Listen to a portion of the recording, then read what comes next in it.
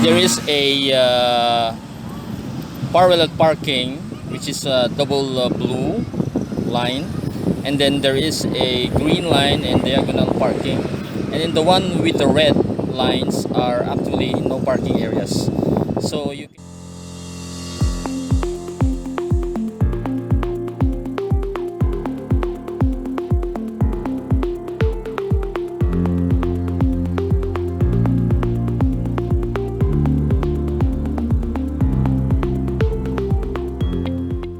Good afternoon, Iloilo. So right now I'm here at Iloilo, Iloilo. So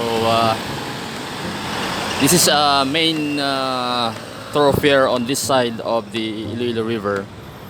So I'm here to check out the parking here at downtown Iloilo, because the city government has released some kind of a list for the streets here in downtown Iloilo, where you can park or not to park on that specific street.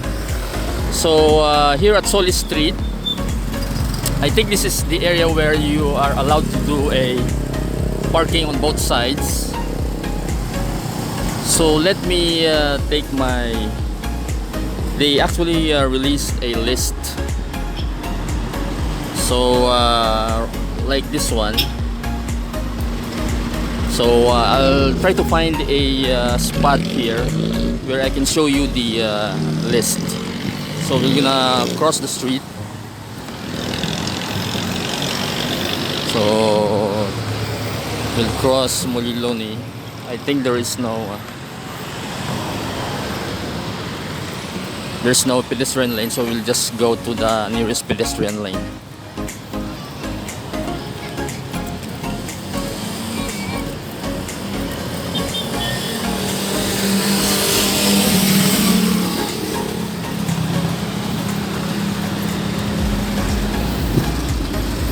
So Moliloni is no parking is allowed on this street because it's a major road.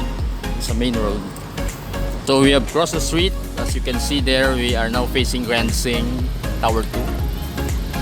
So let me take the list of the no parking. So this one here, as you can see,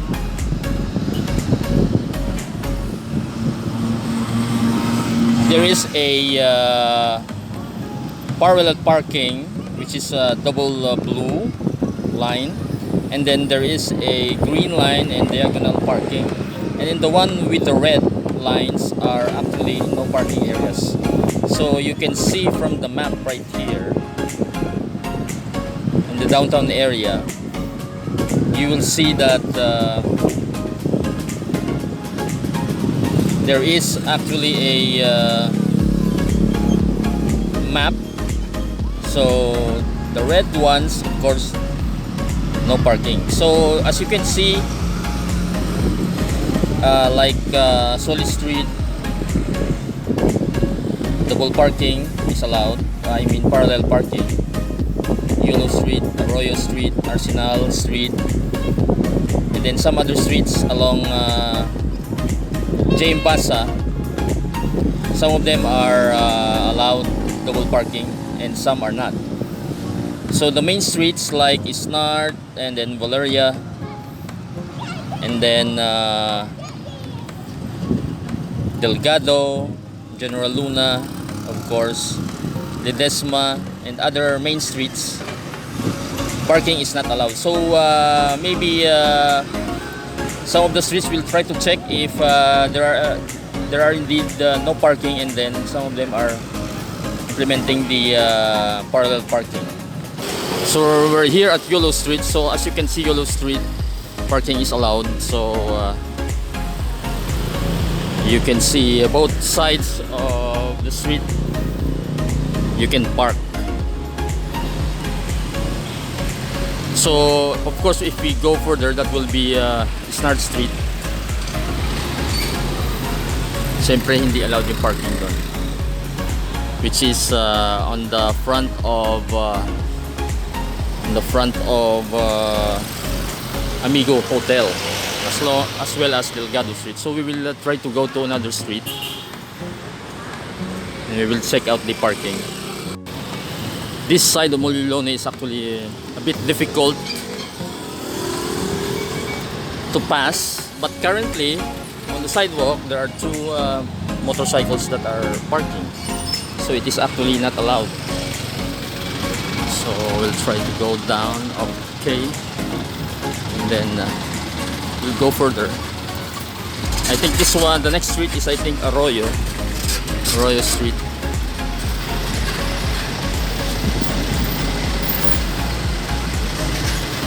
So as you can see, there are cars being parked on this part of the street. So follow Arroyo going to Pasuleta Gay.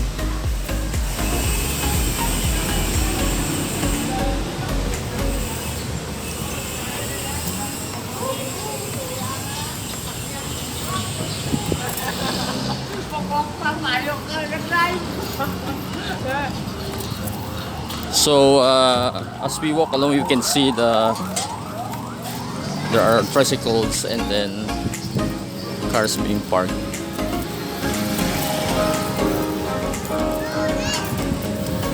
This is, I think, a bit wider street, so maluwag mag-park dito.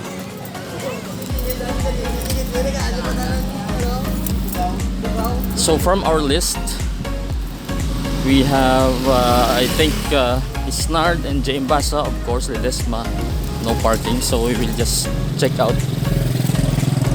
those streets. Currently it's, I think, past 5 p.m.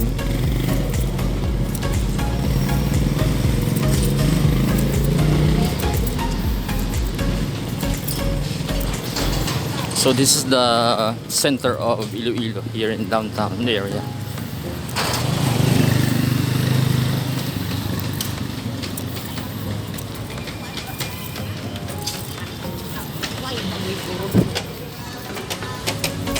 So only quick parking is allowed, like in the Ledesma Street, or usually public utility jeeps or PUJs, or the jeepneys, of course, to pick up some passengers. But permanent parking is not allowed.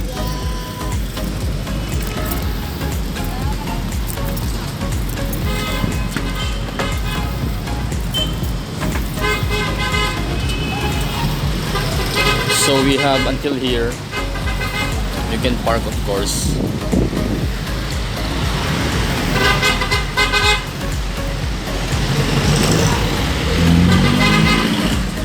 But here in Isnard and Jaimbasa, you cannot do permanent parking. Only like quick parking, like jeepneys, of course, to pick up some passengers.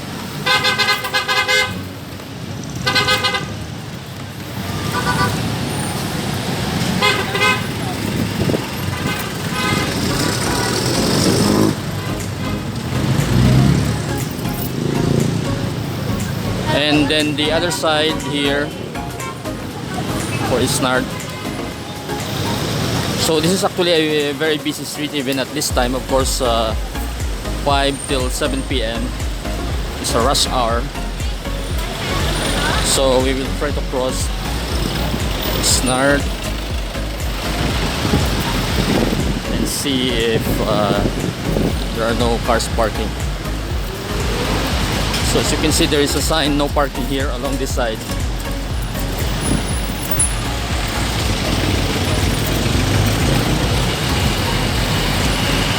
But there is a somewhat like a pickup or a big truck, a small truck being parked here.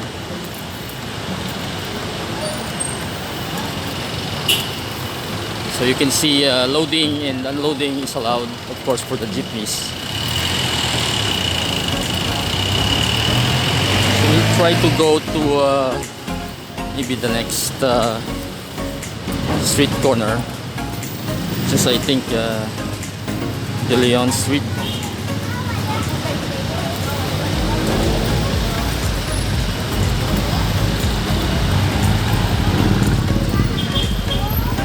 the motorcycles are now parking on the sidewalk because no parking on the main street.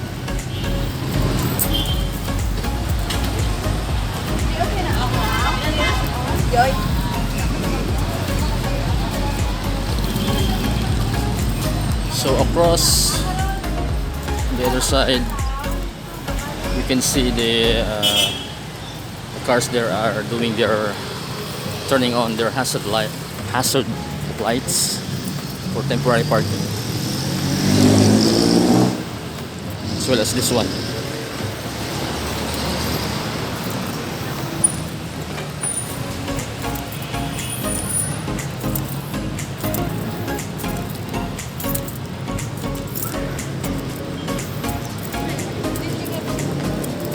So this one is another side street here, so you can park, I think, on this side. I don't know what the name of the street. I think it's Magsaysay Road.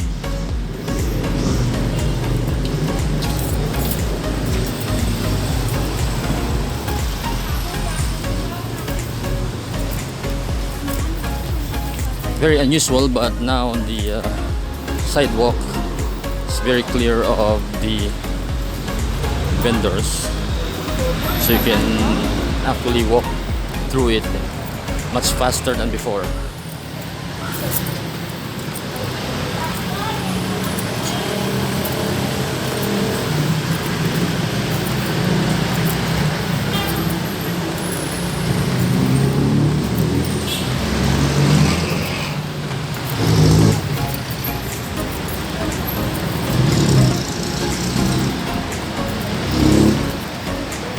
So we are near De Leon Street.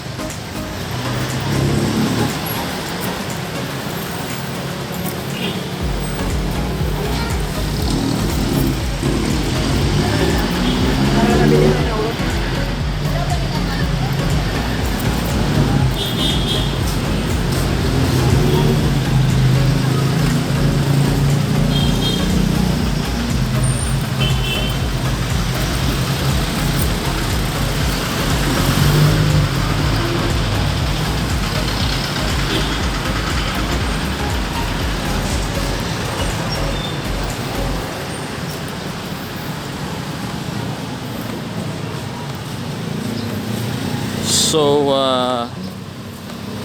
okay, so De Leon Street has is based on the list is no parking.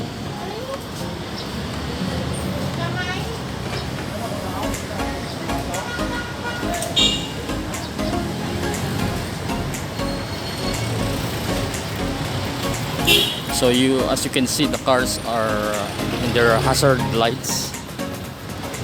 So both sides, on the left and on the right side.